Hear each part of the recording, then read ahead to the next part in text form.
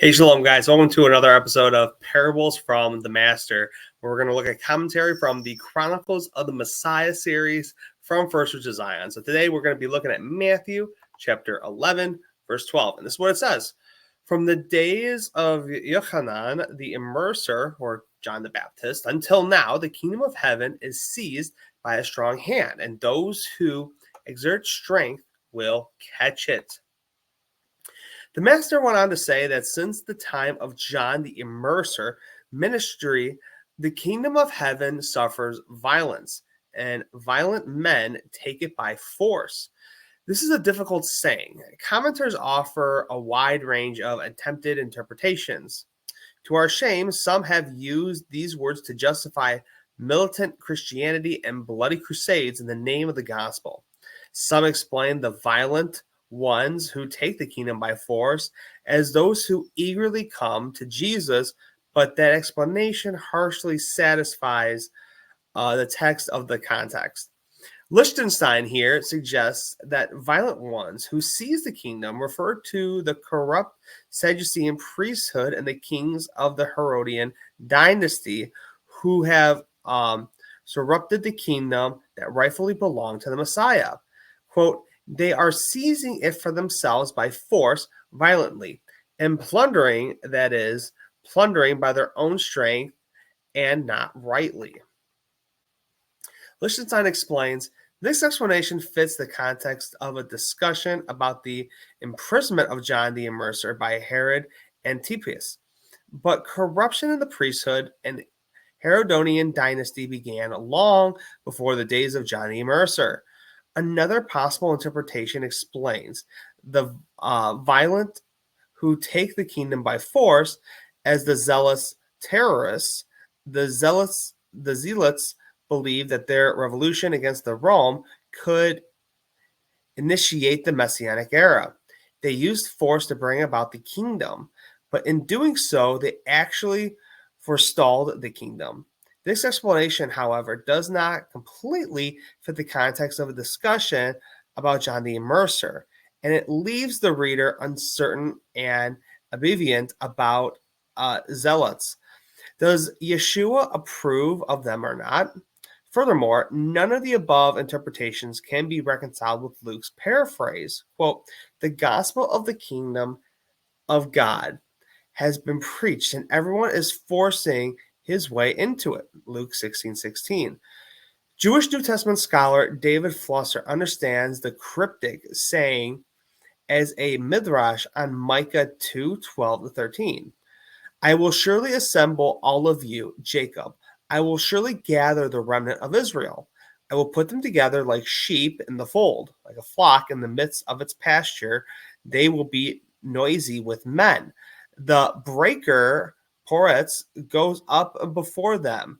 They break out, Poretz, pass through the gate, and go out by it. So the kingdom goes on before them, and the Lord at their hand. Micah 2:12-13. In Micah's metaphor, the breaker, Poretz, is a shepherd. Micah compares the remnant of Israel to sheep penned up in a sheepfold for the night.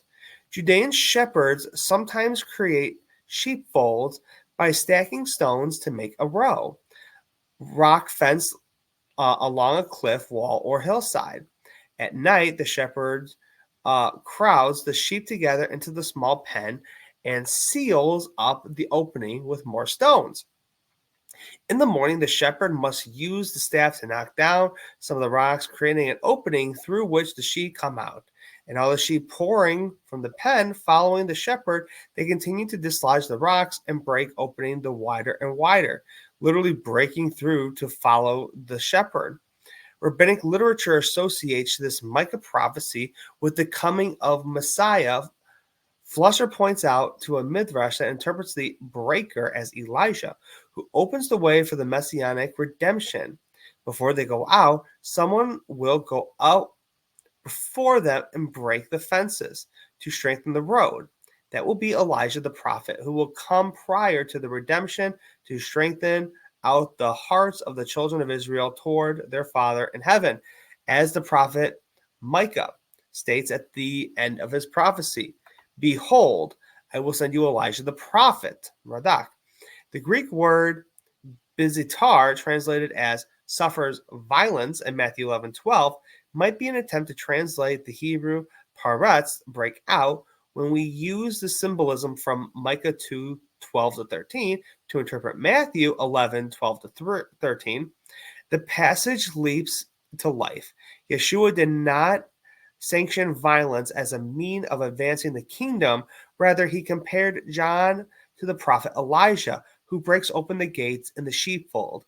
And he compared the people entering the kingdom to sheep breaking out the sheepfold as they follow the breaker.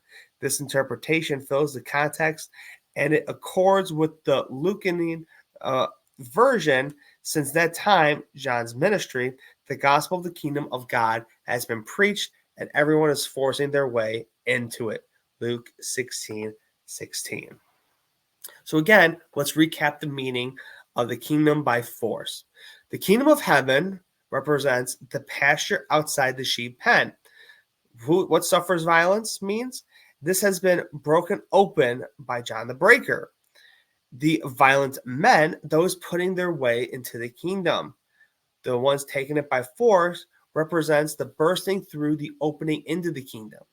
And the message means ever since John began his ministry, people have been pouring into the kingdom. So this is a very good explanation on why this is not literal violence. So when we look at the Crusades and the Spanish Inquisition that was supposed to push Christianity, this was all done incorrectly. Christ here was clearly showing the relationship between John, the immerser, and Elijah. So I hope this illustration gave you guys a better understanding of what the master was talking about in the book of Matthew. Please like, share, subscribe, send someone this video that you think that they would appreciate this. And with that being said, I hope everyone has a blessed day. Shalom.